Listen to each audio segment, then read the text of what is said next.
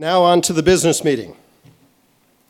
First up is our new, fearless, talented leader, Dan Smith, who the governor already introduced. Dan joined us about a month ago, so he's the new guy. Did I mention that Stuart left us for Delaware? I don't think so.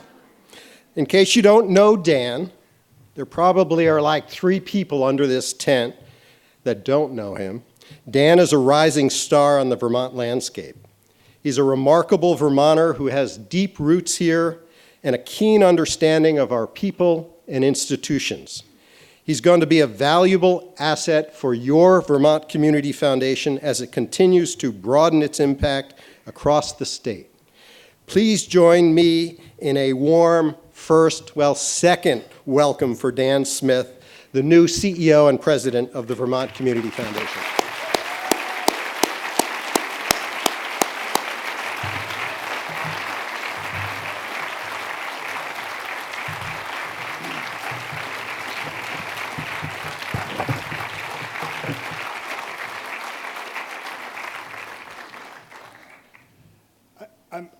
I'm choosing to believe that the turnout right here is because it's the first day of fall and it feels like fall and the weather's so beautiful, right? But kidding aside, I'm incredibly humbled that there are 500 of us under this tent here to kick off my journey with the Community Foundation, our annual meeting this year. There's just a ton of great work to be done and a ton of great work that has been done. So right now, I get to present our performance over the last year, which is wonderful. I get to take credit for work of everybody else after I've been here for about 3 weeks. But before I do that, I just want to talk quickly about how we get to the performance I'm about to describe. We do 3 things. We partner with people across the state to take leadership and take bold steps on the challenges we face. We help people find and fund the challenges that they're passionate about. And we put out grants and make investments in our communities that make them stronger. That feels really good. So that's the work that has led to the performance I'm about to get into. So where are we? 2015, our assets stand at $223.5 million. That's a wonderful number, but it's wonderful because of what it allows us to do. Our grant making in 2015, $16.7 million. To put that in perspective, in the first 5 years of the Community Foundation in the late 1980s, we gave away $245,000 per year on average. Today, this Community Foundation, with the support of its funders and partners, we grant $245,000 every 6 days. That is a testament to the generosity of Vermonters, and it's only possible because of the hard work of everybody here. Now, what do those grants do? I'm going to break this into some categories. The categories, they're fairly general, and I think I want to call out that even though we've shoehorned most of our work into categories, a lot of what we do exists in the gray areas where these things intersect. We take pride in finding those intersections and making stuff work. Arts and humanities, 7%. 19% in education, 21% in the environment, 21% in health and human services, and 29% in community and economic development, which could be everything from a workforce training program to a dog park. We're able to do this because of 2 things. We're able to achieve this because of the generosity of our donors. And the second reason is because of our strategy for stewarding foundation assets. A big thank you for this performance goes to our excellent investment committee and our partners at Colonial Consulting. Now, some of you in the audience are running organizations that have endowment funds, so you know how important this particular piece of our stewardship is. In fact, 2015 saw more nonprofits start endowment funds managed by us than we've ever seen in our history. It's one of the key services we offer to the nonprofit industry in the state, and we're humbled by the responsibility that that represents, trusting us with your future. Our investment returns. 4.5% on the benchmark for the 3-year long-term pool. We returned 5.5%. The 7-year benchmark for the long-term pool, 7.1%, returned 8.6%. Again, I'm taking credit for work that everybody else has done already, so this is great. The 7-year, the 10-year, 4.5% is the benchmark. We returned 6.4%.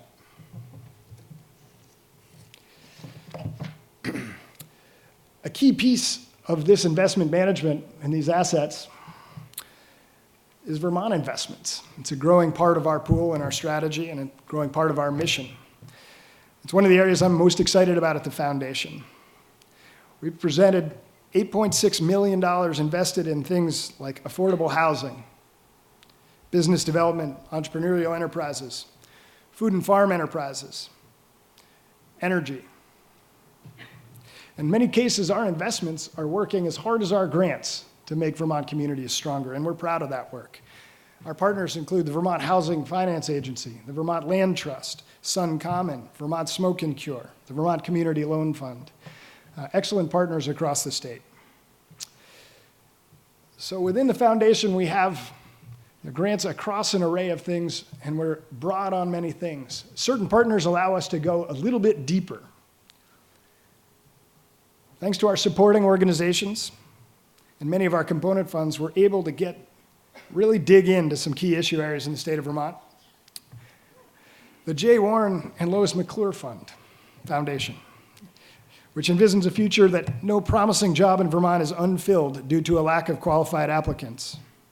This year, the McClure Foundation, along with a group of funders, sponsored the Women Can Do conference at Vermont Technical College, where 500 girls, 500 young women designed bridges, learned about everything from advanced manufacturing to firefighting to software engineering. I was there, and I can vouch for how inspiring that day was. So whether it's encouraging women to pursue STEM careers, connecting single parents with educational opportunities, or providing community college students with hands-on career counseling, the McClure Foundation is supporting the next generation of Vermonters. When Rick Davis, founder of the Permanent Fund for Vermont's Children, received the Excellence in Philanthropy Award at last year's annual meeting, he said, "We have far too many children born in Vermont with the cards stacked against them. Today, the Permanent Fund continues to lead the way in promoting early childhood care and education by increasing public awareness through the Let's Grow Kids campaign, strengthening pre-K programs, and improving the quality of child care through the Vermont Birth to 5 program." The High Meadows Fund. The High Meadows Fund works tirelessly to help Vermont communities build resilience in the face of climate change and its consequences. I can actually attest to how tirelessly they work. I lived for 3 years while my wife was in a residency at Dartmouth-Hitchcock across Route 5 from a High Meadows partner that manufactures energy-efficient mobile homes. I'm an early riser. Those guys were earlier. They frequently beat my alarm clock. And they don't make a small amount of noise when you're making mobile homes. Another example of the great work is the grant they have to the Pine Island Community Farm in Colchester. It allows the farm to raise meat for Burlington's refugee population, and it also aims to help farmers embrace models of agriculture to nurture the soil and limit runoff. In the 5 years after Irene, it has become clearer and clearer how important that work is. In 2014, the Addison Community Athletic Foundation, our newest supporting organization, assumed ownership of the Middlebury Indoor Tennis Facility from donors David and Eleanor Ignat. In the years since, the foundation has used that facility to promote tennis and other healthy behaviors for both youth and adults in the Addison County area, getting them off the couches and onto the courts. The Northeast Kingdom Fund represents philanthropy by the kingdom for the kingdom.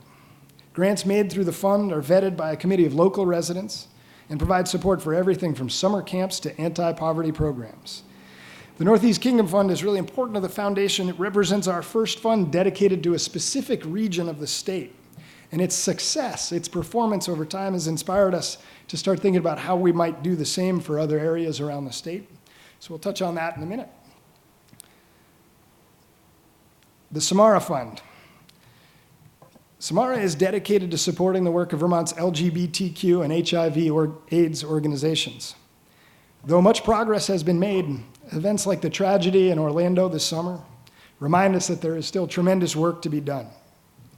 Providing support for a variety of programs, including summer camps for queer teens, resources for transgender Vermonters, and more, the Samara Fund has been and will continue to be a vital resource for the LGBTQ community in the years to come. The Vermont Women's Fund. The Vermont Women's Fund focuses on supporting women and girls ages 12 to 25 with a strategic emphasis on programs that offer financial literacy and job and life skill training. Recently, I get a little ahead of myself sometimes. Recently, the Women's Fund has been working hard alongside Vermont Works for Women and the Vermont Commission on Women to create a new initiative called Change the Story. Change the Story aims to fast-track economic progress for Vermont women. In the past year, the initiative has been digging into the numbers in an effort to align policy, public awareness, and philanthropy to improve economic conditions for women all across the state. So, all of the organizations and funds I've mentioned are leading the charge in creating stronger Vermont communities. Their work is our work as a foundation, and we would not be where we are today without them. So really quickly, if you're a part of the staff of one of those organizations, or if you're on an advisory committee, or if you're on a board, I'd just like to ask you to stand up so we can acknowledge the volunteers, and the people who put the commitments in, and the people who are doing the work right now.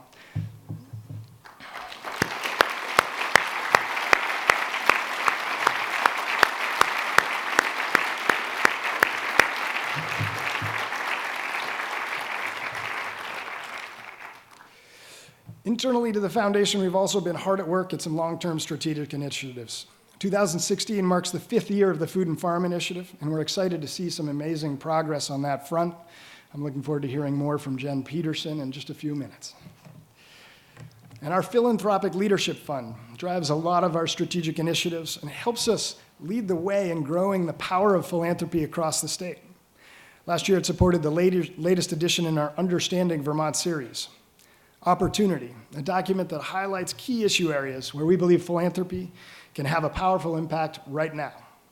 We've shared this document with donors and other stakeholders at events across the state and are continuing to build our efforts of alignment to educate and empower philanthropists across the state. I want to take a quick moment to recognize some of you out there and highlight a part of the philanthropic family that isn't always recognized. Often the seeds of great philanthropy come up at times during major life events, the sale of a business or home, the death of a relative. And during these times, attorneys, accountants, financial advisors, and others provide critical guidance to families. They're there. It's a key role that is often overlooked. So I want to thank these trusted advisors in our audience today for making sure that philanthropy is part of those conversations, and for partnering with the foundation to help the seeds of philanthropy flourish and thrive. So thank you very much to our professional advisors.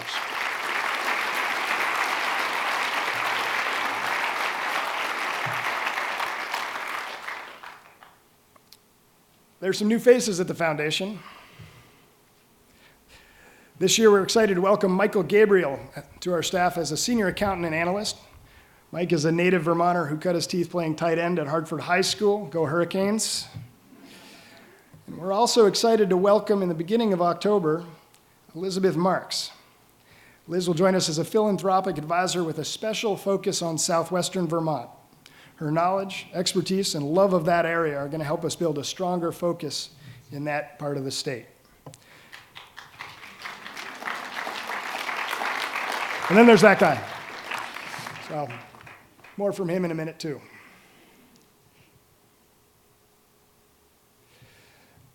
So, quick update. We're going to check back in. A lot of you will probably remember 2 years ago at Basin Harbor when former president of the Community Foundation, Stuart Comstock-Gay, gave a talk about the Ice Bucket Challenge. A few more of you will probably remember that Chancellor of the Vermont State Colleges at the time, Tim Donovan, at the suggestion of Lois McClure, if I'm not wrong, took advantage of the metaphor, quite literally. At the time, there were voices out there who were fairly critical of the Ice Bucket Challenge. They called it was cynical voices. They called it dumbed-down philanthropy or slacktivism. I love that word. But in the time since, it's important to realize that not only has awareness of ALS skyrocketed, but the world's beginning to see its impact. This summer, this July, research funded in part by the Ice Bucket Challenge discovered a third gene responsible for ALS that may be a vehicle for therapy into the future. So I want to thank Stu for calling that out and actually second-guessing those cynical voices a little bit and stating his firm conviction, a conviction I share, which is that all philanthropy is good philanthropy.